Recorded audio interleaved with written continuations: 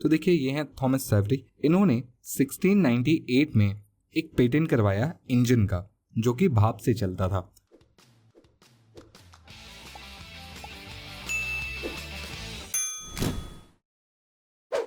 Hello everyone, मेरा नाम Nishit and welcome to crazy GK trick.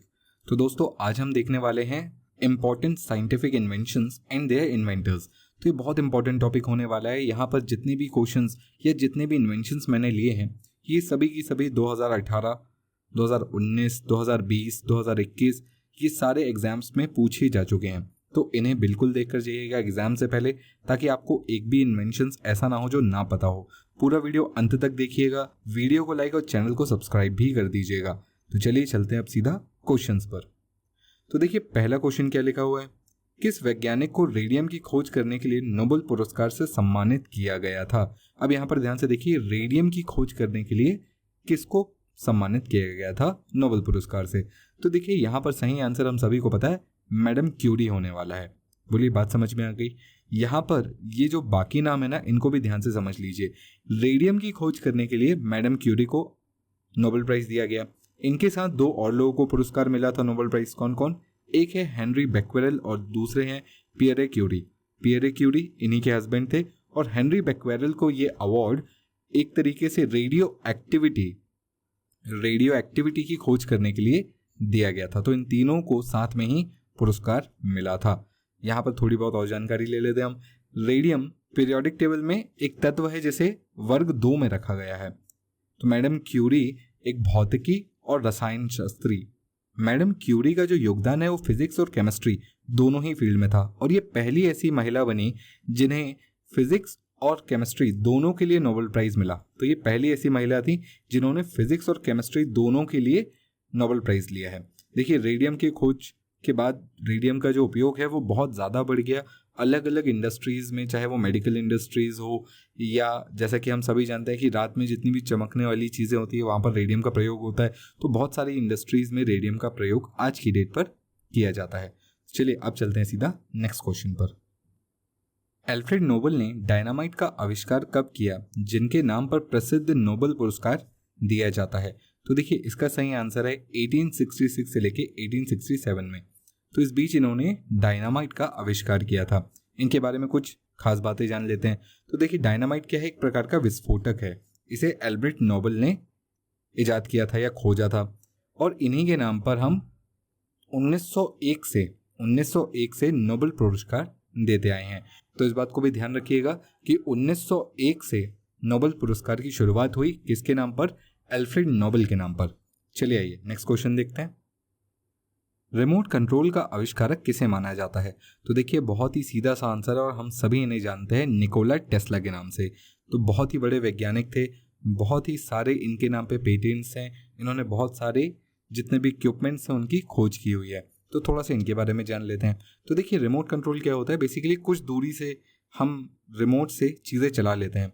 जब निकोला टेस्ला ने बोला था कि वो दूर रखी हुई चीज़ों को भी चला सकते हैं तो काफ़ी मजाक भी बनाया गया था उनका, बट उन्होंने ये करके दिखाया। टीवी, एयर कंडीशनर और भी बहुत सारी चीज़ें आज हम रिमोट कंट्रोल से चलाते हैं। आज की जो रिमोट कंट्रोल्स है उसमें इंफ्रारेड या IR टेक्नोलॉजी यूज़ होती है। Nikola Tesla basically Siberia America से थे। बहुत एक वैज्ञानिक थे, हम सभी जानते हैं। इनके नाम पे एक बहुत फेमस कंपनी भी है जो जिनके मालिक एलॉन मस्क है, टेस्ला, है ना। कार्स बनाती हैं, बहुत सारी चीज़ें बनाती हैं। और आज जितनी भी वायरलेस चीज़ें हम देख रहे हैं, कहीं ना कहीं उन सभी की खोज या उन सभी को लेके जो शुरुआती फेज के आविष्कार थे, शुरुआती दौर के आविष्कार थे, उनकी शुरुआत कहीं ना कहीं निकोला टेस्ला से ही होती है। तो निकोला टेस्ला वायरलेस टेक्नोलॉजी में ज़्यादा बिलीव करते थे और बहुत सारी खोजें उनकी वायरलेस टेक्नोलॉजी को लेकर ही हैं। चलिए आइए अगला क्वेश्चन देखते हैं। थॉमस सेवरी ने किसका आविष्कार किया था? तो देखिए थॉमस सेवरी जो है वो स्टीम इंजन के जनक माने जाते हैं। इनके बारे में थोड़ा सा जान लेते हैं। तो देखिए ये हैं थॉमस सेवरी। इन्होंने 1698 में एक पेटेंट करवाया इंजन का जो कि भाप से चलता था। तो देखिए ये जो भाप का इंजन था बेसिकली ये काम कैसे करता था कि भाप जो भी बनती थी उससे प्रेशर बनता था और उससे ये पिस्टन्स आगे पीछे होते थे, जिसके कारण ये पूरे चक्के इससे जुड़े हुए एक शाफ्ट से आगे पीछे होते थे। इसे हम रैकिन साइकिल भी कहते हैं। तो बेसिकली जो हीट साइकिल थी इसे रैकिन साइकिल कहा गया था। और जैसा कि मैंने अभी आपको बताया, इन्हें स्टीम इंजन के जनक या आविष्कारक के रूप में जाना जाता है। तो नाम याद रखिएगा, थॉमस सेवरी। बोलिए क्लियर है? चलिए आगे चलते हैं। किस वैज्ञानिक को 10 दिसंबर 2000 को भौतिक विज्ञान में नोबेल पुरस्कार मिला था और उन्होंने इंटीग्रेटेड सर्किट या आईसी का भी आविष्कार किया था? तो देखिए इसका सही आंसर क्या है, तो इसका आंसर है जैक किल्बी। ये बहुत ही ज़्यादा इंपॉर्टेंट खोज थी और इन्हें सन 2000 में, जैसा कि मैंने आपको बताया, कोई क्वेश्चन में भी दिया हुआ है कि इन्हें इसके लिए नोबेल प्राइज़ मिला। थोड़ा इसके बारे में जान लेते हैं। तो देखिए कुछ इस प्रकार से दिखता है आईसी या इंटीग्रेटेड सर्किट। इसे आप माइक्रो सर्किट, सूक्ष्म चिप, सिलिकॉन चिप या केवल चिप भी बोल सकते हैं। ये जो मेनली बनता है वो बनता है किससे? सेमीकंडक्टर से। किससे? सेमीकंडक्टर से। सेमीकंडक्टर्स कौन होते हैं? सिलिकॉन हो गया, जर्मेनियम हो गया। तो इनसे एक चिप बनाया जाता है और उसके अंदर ट्रांजिस्टर्स या डायोड्स की मदद से एक सर्किट तैयार किया जाता है और इसी को हम कहते हैं आईसी या इंटीग्रेटेड सर्किट। देखिए इसने जो है ना, जितने भी बड़े बड़े इक्विपमेंट्स थे ना, उनको छोटा कर दिया। आप खुद देखिए, पहले आपके कंप्यूटर्स जो शुरुआत में बने थे वो पूरे कमरे में आते थे, अब आपकी टेबल पे आने लगे हैं और धीरे धीरे अब तो आप अपने बैग में लेके उसे घूमने लगे। ये सब क्यों संभव हो पाया? इन आईसीज के कारण। इन्होंने इलेक्ट्रॉनिक उपकरणों को छोटा करने में बहुत बड़ा योगदान दिया है और इसी के लिए इन्हें 10 दिसंबर 2000 को भौतिक विज्ञान में नोबेल पुरस्कार दिया गया था। आई होप आपको ये समझ में आ गया होगा। चलिए अगला क्वेश्चन पर आते हैं। माइक्रोस्कोप की खोज का श्रेय किस नीदरलैंड के वैज्ञानिक को जाता है? तो देखिए इनका नाम है जैकेरियस जेन्सेन।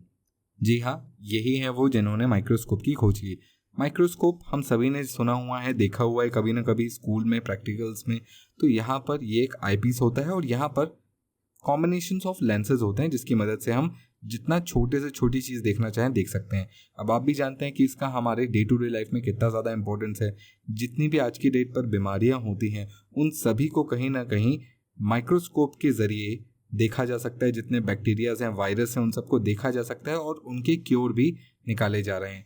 उन सभी प्रक्रियाओं में सबसे ज़्यादा इम्पॉर्टेंट रोल अदा करता है कौन? माइक्रोस्कोप।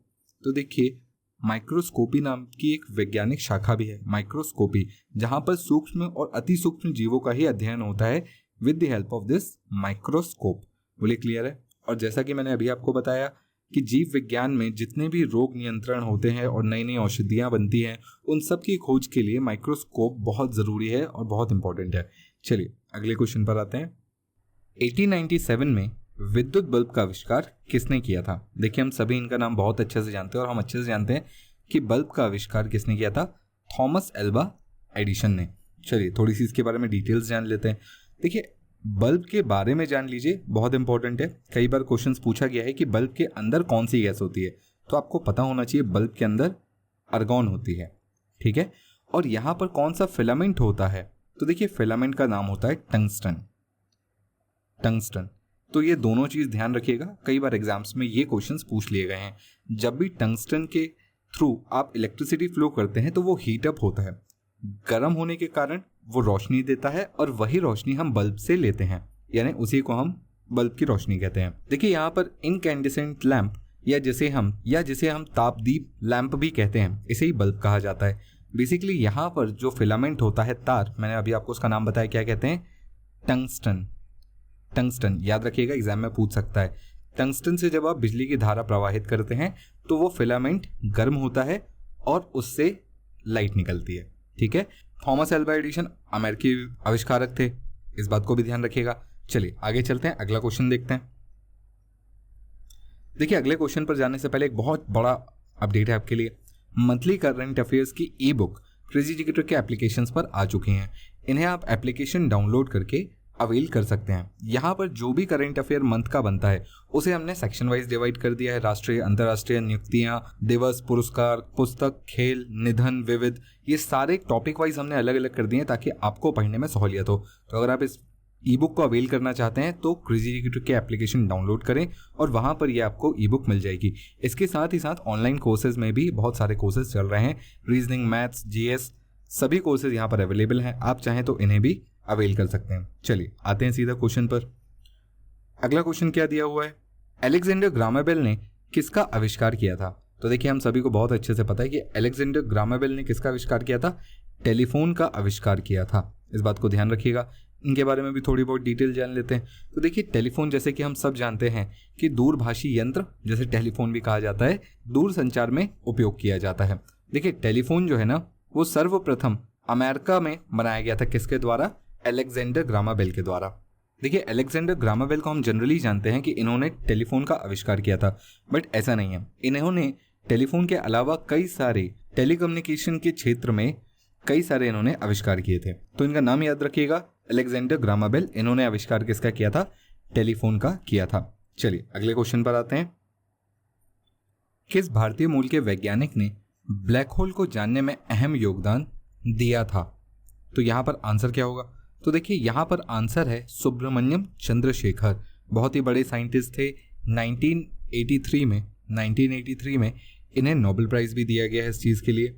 तो चलिए अब थोड़ा सा ब्लैक होल के बारे में जान लेते हैं। तो देखिए ब्लैक होल क्या होता है? तो देखिए ब्लैक होल वो अवस्था है जब एक तारा इतना भारी हो जाता है और उसका सेंटर ऑफ ग्रेविटी इतनी ज़्यादा हो जाती है कि वो खुद ही कोलैप्स कर जाता है अपने अंदर, और उसके आसपास जितनी भी चीज़ें हैं, इवन लाइट भी उसके अंदर समाने लगती है। और ये जो सेंटर ऑफ ग्रेविटी है इतना छोटा होता है कि सब कुछ इसके अंदर घुस जाता है। इसे बोलते हैं ब्लैक होल। बात समझ में आई? अब ब्लैक होल का पता कैसे लगाया जाता है? तो देखिए यहाँ पर तारों के समूह को ऑब्जर्व किया जाता है या ग्रहों को ऑब्जर्व किया जाता है कि कहाँ पर जितने भी तारों के समूह हैं वो क्या कोई खाली स्पेस के आजू बाजू घूम रहे हैं, ब्लैक स्पेस के आजू बाजू घूम रहे हैं।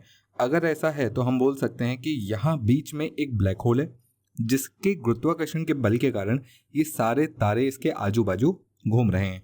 चंद्रशेखर जी को इस खोज के लिए 1983 में भौतिकी का नोबेल प्राइज भी मिला था। इसके अलावा आपसे एक क्वेश्चन और पूछ सकता है कि चंद्रशेखर लिमिट क्या होती है?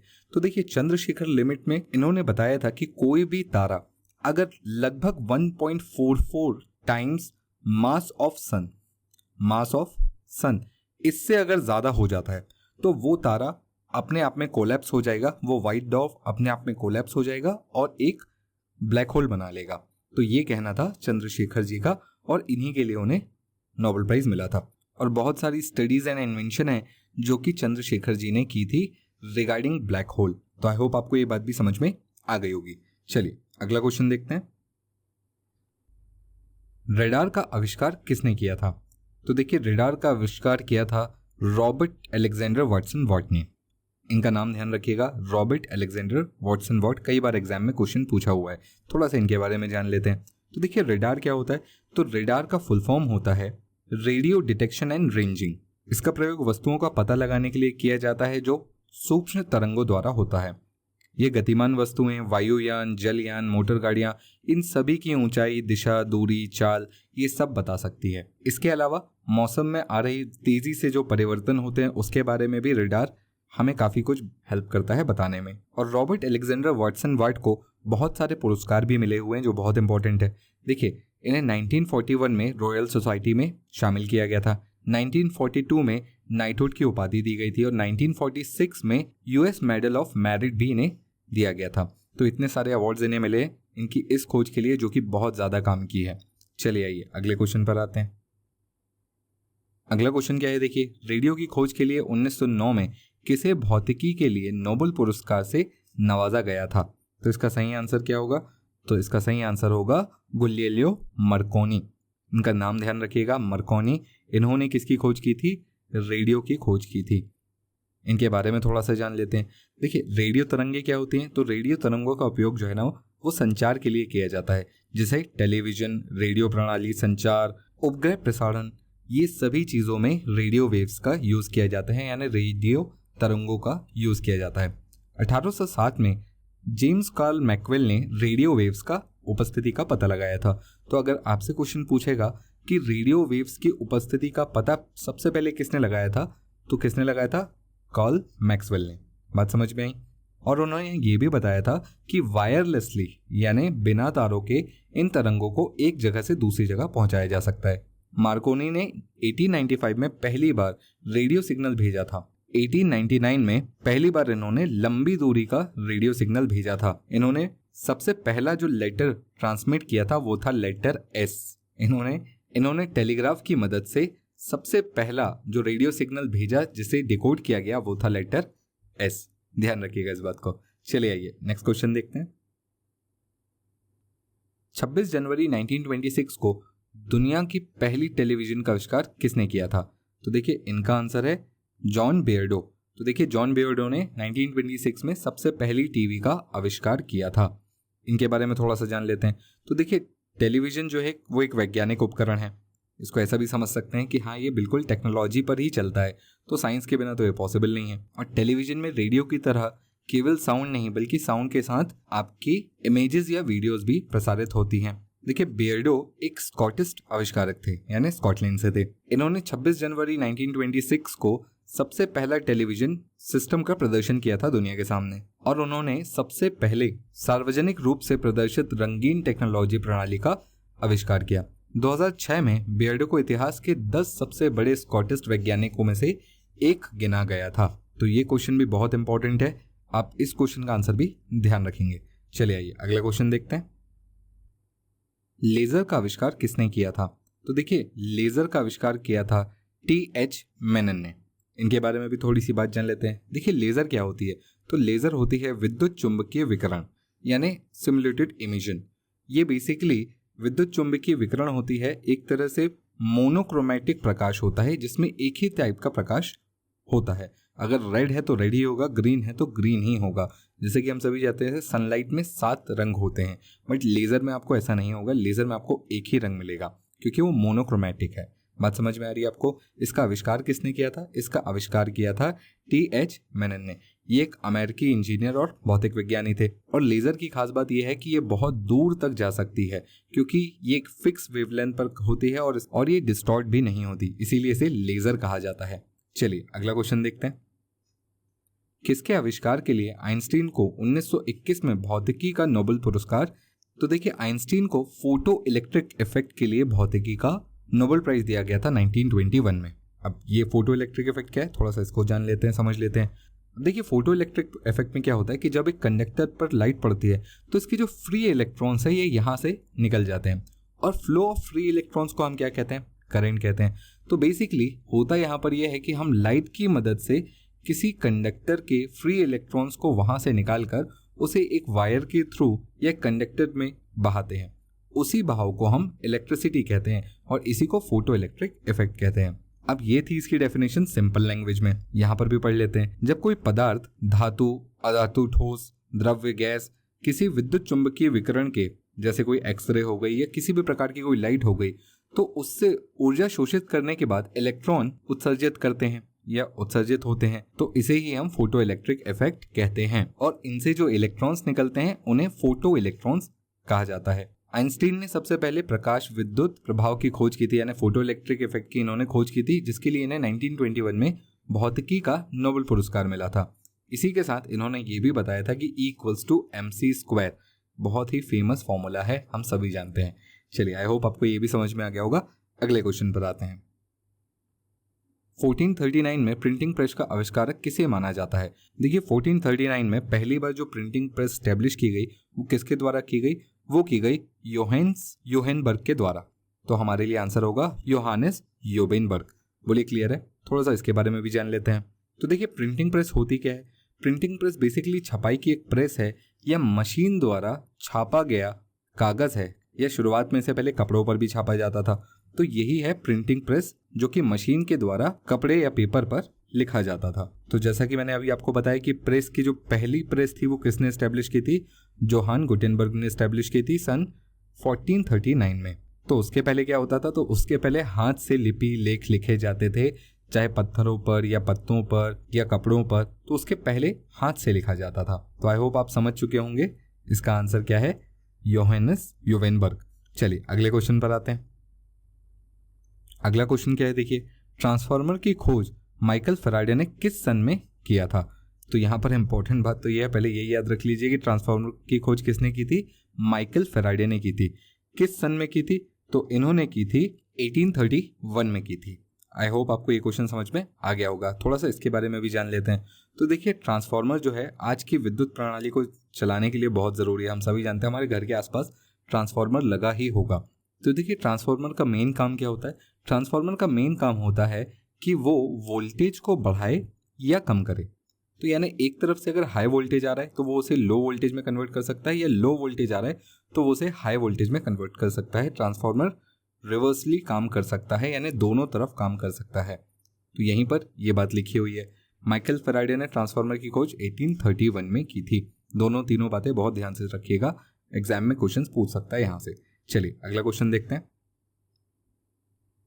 3 फेजी एसी मोटर का जनक किसे माना जाता है? तो देखिए इसका आंसर है निकोला टेस्ला।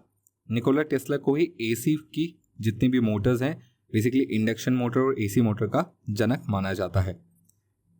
यहां पर ये कुछ इस तरीके से एसी फेज काम करता है। 3 फेजी विद्युत प्रणाली जो है या विद्युत शक्ति जो है, 3 फेज इलेक्ट्रिक पावर जिसे हम बोलते हैं, जो हमारे घरों में आती है, वो एक्चुअली एक अल्टरनेटिव करंट होती है। और एसी करंट पर भी टेस्ला ने बहुत सारे टेस्ट किए हैं या बहुत सारी खोजें की हैं सन 1887 से लेके 1888 तक। इनकी जो सबसे महत्वपूर्ण खोज थी वो थी 3 फेज इंडक्शन मोटर। हालांकि इन्होंने बहुत सारी महत्वपूर्ण खोजें की हैं जिनको हम आज तक यूज कर रहे हैं। रिमोट कंट्रोल हो गया, 3 फेज इंडक्शन मोटर हो गया, जिसे उद्योगों का घोड़ा भी कहा जाता है, वर्क हॉर्स। तो इसको ध्यान रखिएगा, एग्जाम में आपसे ये भी पूछ सकता है कि उद्योगों का घोड़ा किसे कहा जाता है। तो आपको याद रखना है इंडक्शन मोटर को कहा जाता है। और इसे किसने इन्वेंट किया था? तो निकोला टेस्ला ने किया था। अब देखिए जो 3 फेजेस होते हैं उनके अलग अलग कलर होते हैं, अलग अलग 3 अलग अलग कलर के वायर्स होते हैं। ये कलर डिफरेंट भी हो सकते हैं। हमारे यहाँ जनरली लाल, पीला और नीले के रूप में यूज किया जाता है। और इसके बाद जो न्यूट्रल फेज होता है उसे काले रंग के वायर से दर्शाया जाता है, जबकि अर्थिंग का जो वायर होता है वो हरे कलर का होता है। तो इन कलर्स को भी ध्यान रखिएगा, कभी आपको घर पे भी काम आ सकते हैं। चलिए नेक्स्ट क्वेश्चन पर आते हैं। 1895 में एक्सरे की खोज किसने की थी? तो देखिए इसका आंसर बहुत सिंपल है, WC रंटजेन। इन्होंने एक्सरे की खोज की थी कब? 1895 में। इनके बारे में थोड़ा सा जान लेते हैं। तो देखिए ये है वो पहला एक्सरे जो कि लिया गया था। अब एक्सरे क्या होता है? तो देखिए एक्सरेज जो होती है ना, वो एक प्रकार की विद्युत चुंबकीय विकिरण होती है, इलेक्ट्रोमैग्नेटिक वेव्स होती है, हम सभी जानते हैं। और इन एक्सरेज पे उच्च ऊर्जा होती है। साथ ही ये शरीर सहित कई अधिकांश वस्तुओं से गुजर सकती है, यानी हमें ये इजीली पार कर सकती हैं। बट ये बोन्स को पार नहीं कर पाती, यानी हड्डियों को पार नहीं कर पाती। तो यहाँ पर जो इमेज आती है ना आपको, ये बेसिकली एक प्रकार की शेडो है। ये वो शेडो है जिसे एक्सरे पार नहीं कर पाई, बाकी से यहाँ से एक्सरे पार कर गई है। आई होप आप समझ गए होंगे कि एक्सरे कैसे काम करती है। एक प्रकार की ये बिल्कुल वही तरीका है कि जब आप फोटो कैसे खींचते हैं, बस वही है। रॉन्गटेजन को जब ये पहली बार एक्सरेज मिली थी तब उनके लिए ये अज्ञात ऊर्जा थी, जिसके बाद में उन्होंने इसका नाम दिया एक्सरे। और बाद में ये पता भी चला कि ये नरम वस्तुओं को इजीली पेनिट्रेट कर जाती है, यानी उनके आर पार निकल जाती हैं, पर हड्डी से नहीं निकल पाती। और फोटोग्राफिक प्लेट पीछे रखकर आप इसकी छाया की फोटो ले सकते हैं, यानी बेसिकली जिससे पार नहीं हो पाएगी उसकी फोटो आ जाएगी। ठीक है, चलिए नेक्स्ट क्वेश्चन देखते हैं। अगला क्वेश्चन क्या है, देखिए कंप्यूटर का पिता किसे माना जाता है? तो देखिए कंप्यूटर का पिता कैसे माना जाएगा? तो चार्ल्स बेबरेज को माना जाता है। इनके बारे में भी थोड़ा सा जान लेते हैं। तो देखिए कंप्यूटर क्या है? कंप्यूटर एक प्रोग्रामेबल मशीन है जिसे आप प्रोग्राम कर सकते हैं अपने सहूलियत के हिसाब से।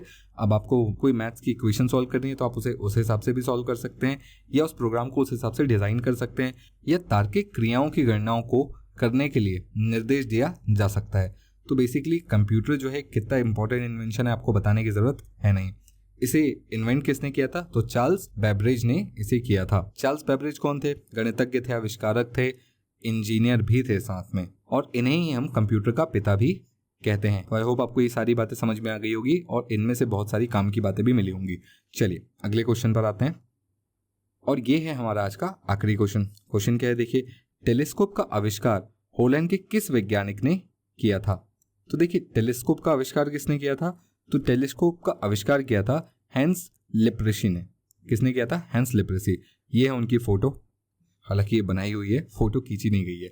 चलिए टेलीस्कोप क्या थी? ये थी टेलीस्कोप यानी दूरदर्शी यंत्र, जहां पर आप दूर की चीजों को काफी पास से देख सकते हैं। दूरबीन का आविष्कार जो था वो 17वीं सदी की शुरुआत में हॉलैंड के मिडलबर्ग शहर में रहने वाले एक चश्मा व्यापारी के बेटे का नाम क्या था? हैंस लेप्रेसी द्वारा खेल खेल में कर लिया गया था। और इसी दूरबीन को काफी हद तक मॉडिफाई किया गया, किसके द्वारा? गैलीलियो के द्वारा। तो अगर आपसे पूछा जाएगा कि पहला टेलीस्कोप किसने बनाया, तो हैंस लेप्रेसी ने बनाया था। गैलीलियो ने इसे मॉडिफाई किया, इससे बेहतर बनाया, और उसके बाद पूरी दुनिया को ये बताया कि जो हमारा सौर मंडल है वो सूर्य केंद्रीय है, सूर्य केंद्री कहने का मतलब हमारा सौर मंडल सूर्य के आजू बाजू चक्कर लगा रहा है। इसके पहले ये माना जाता था कि पृथ्वी के आजू बाजू सूर्य और बाकी ग्रह चक्कर लगा रहे हैं, जबकि ऐसा नहीं था। इस चीज को गैलीलियो ने सिद्ध किया, किसकी मदद से? टेलीस्कोप की मदद से। तो एक बहुत ही बड़ा और बहुत ही जरूरी इन्वेंशन था। तो आई होप आपको ये वीडियो पसंद आया होगा। अच्छा लगे तो वीडियो को लाइक करें, शेयर करें, और मैं मिलता हूं आपसे अगले वीडियो में। तब तक keep studying and stay safe. Thank you.